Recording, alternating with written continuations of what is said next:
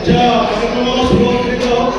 मी सर्व मान्यवरांना विनंती करतो की त्यांनी प्रतिमा पूजन आणि प्रज्वलनासाठी पुढे यावं।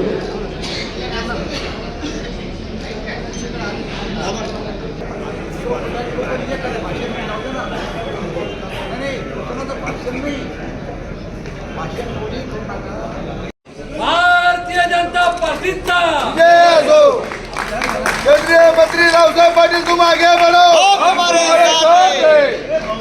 इकडे आमदार साहेब दादा जरा हात मागे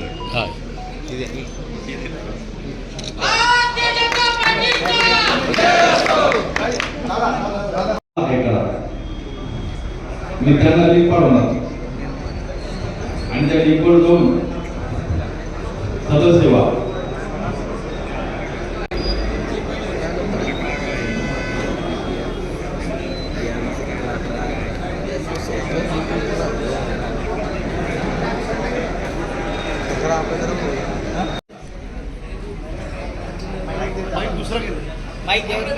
काढल्यास आहे काय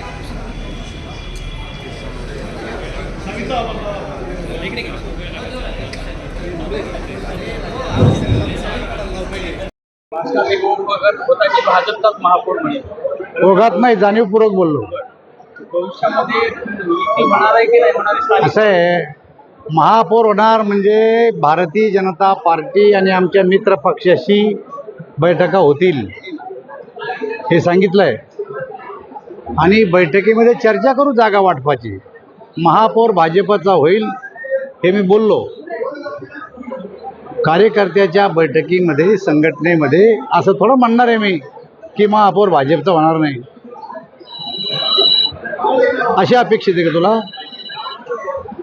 त्यामुळं भाजपचा महापौर होईल आणि त्याच्याबरोबर संघटनेमध्ये काम करत असताना मित्रपक्षाशी एकत्र येण्याची आमची पहिल्यापासूनची प्रथा आहे। राज्य पातळीवरती आणि शिवसेनेची स्थानिक स्वराज्य संस्थांच्या निवडणुकीमध्ये मला महानगरपालिकेमध्ये युती होणार आहे का त्या दृष्टीने काय पावलं आहे? जे नेते वर निर्णय करतील त्या निर्णयाप्रमाणे खालचे निर्णय होतील।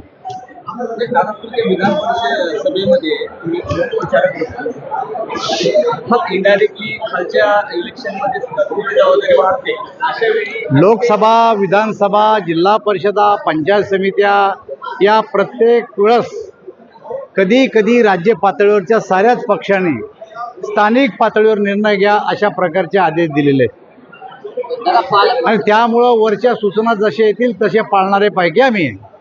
पालकमंत्री पदाचा गेला नाही काय तो विषय मुख्यमंत्र्याच्या अधिकारातला आहे, माझ्या अधिकारातला नाही। चंद्रशेखर बावनकुळे मंत्री झाल्यानंतर तुम्हाला तुमच्याकडे मला असं वाटतं की आमची संघटना तुम्ही नका चालू, आम्हाला चालू द्या। बेळगावमध्ये काँग्रेस कमिटीचे 2 दिवसीय अधिवेशन होत आहे, त्या ठिकाणी बैठका होत आहे आणि त्यामध्ये राहुल गांधी, मल्लिकार्जुन खरगे देखील सहभागी आहेत आणि विरोधक जे आहेत ते ईव्हीएम विरोधात आक्रमक होण्याची शक्यता आहे। मला असं वाटतं की EVM हा विषय काही नवीन नाही आहे।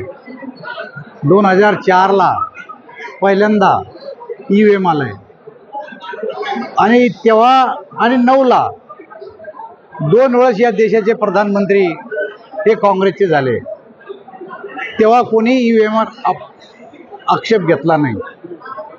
लोकसभेत आमची हार झाली, त्यांनी कर्नाटक जिंकलं, त्यांनी हरियाणा जिंकलं, EVMवर ऑब्जेक्शन नाही घेतलं कोणा आणि आता हरले तर हार झाल्याच्या नंतर अशी हार झाली की कदाचित आपल्या पक्षातले कार्यकर्ते इतर ठिकाणी जातील, हे आपल्यावर नेतृत्वावर अविश्वास येऊ नये म्हणून कार्यकर्ते थोपवण्यासाठी EVMवर दोष देऊन कार्यकर्ते सांभाळून ठेवण्याचा हा प्रयत्न आहे। निवडणूक आयोगाने राजकीय पक्षाला बोलून चॅलेंज स्वीकारलं होतं की ज्याला कोणाला EVMबद्दल काही संशय त्यांनी यावं आणि आम्हाला सिद्ध करून दाखवावं की EVMमध्ये काहीतरी सेटिंग आहे।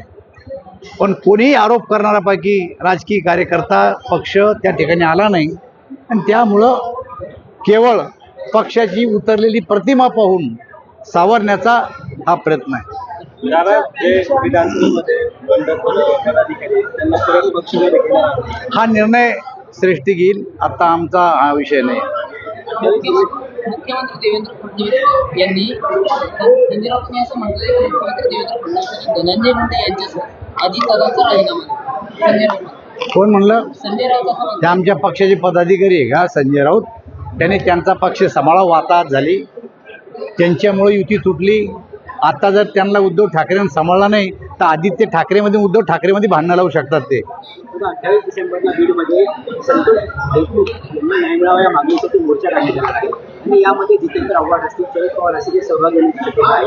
म्हणजे एकीकडे विरोधक जे ते या मोर्चाला पाठिंबा देत दिसत आहेत, तर सत्ताधारी देखील या मोर्चात सहभागी होणार आहे. देशमुखांची हत्या झाली त्याचं आम्ही समर्थन करत नाही. जे कोणी दोषी असतील त्याचा शोध घेऊन त्याच्यावर कारवाई करण्याचं काम सरकार करेल. मला असं वाटतं की आता सगळेच जे काही गुन्हेगार आहेत त्यांचं CID प्रकरण गेलेलं आहे आणि त्या प्रकरणात दोषींना पकडून नक्कीच सरकार त्यांना सजा देईल याची मला स्वतःला खात्री आहे. दादा तुमच्या पक्षाचे 10 जेव्हा असा आरोप की तुमच्या पक्षाच्या प्रमुखांच्या यंत्रणेवरती ऑब्जेक्शन घेतात असं नाही वाटत? काय 10 ज्याप्रमाणे सभागृहामध्ये टीका करत आहे तुमच्या मित्र पक्षाच्या मंत्र्यावरती, याशिवाय यंत्रणेवरती सुद्धा ते ऑब्जेक्शन दाखवत आहेत. अशावेळी पक्षप्रमुख गृहमंत्री असतील म्हणा किंवा मुख्यमंत्री आहेत त्यांच्यावरती इनडायरेक्टली ऑब्जेक्शन होत नाही का सुरेश दसांचं? ते मला असं वाटतं ज्यांना त्यांना ज्याचा त्याचा अर्थ काढावा. आपल्या मनातल्या वेदना त्यांनी बोलून दाखवलेल्या आहेत आणि एखाद्या माणसाला ज्या भागाचं प्रतिनिधित्व करतो त्या वेदना बोलून दाखवण्याचा अधिकार आहे. 28 तारखेच्या मोर्चामध्ये सत्ताधारी कोणी सहभागी होणार नाही. 28 तारखेच्या मोर्चामध्ये सत्ताधारी सहभागी होतो. घेऊ मोर्चा सहभागी या विषयामध्ये ज्याला ज्याला गांभीर्य आहे त्यांनी, आम्ही काही कोणाला थांबवलं नाही की सहभाग घेऊ नका म्हणून. पक्षाचा असा कुठलाही आदेश नाही आहे की कोण्या मोर्चात जाऊन कोण्या मोर्चात जाऊन असा आदेश नाही आहे. असं काय वाटतं या दोन्ही राजकारण केलं जातं असं तुम्हाला वाटतं?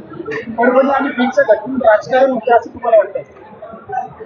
काही घटना घडली या देशात ते राजकारण करतातच लोक, पण घटना गंभीर आहे. या घटनेत जे कोणी दोषी त्यांना पकडले गेलं पाहिजे आणि त्यांना योग्य सजा झाली पाहिजे हे आमचं मत. ठीक आहे.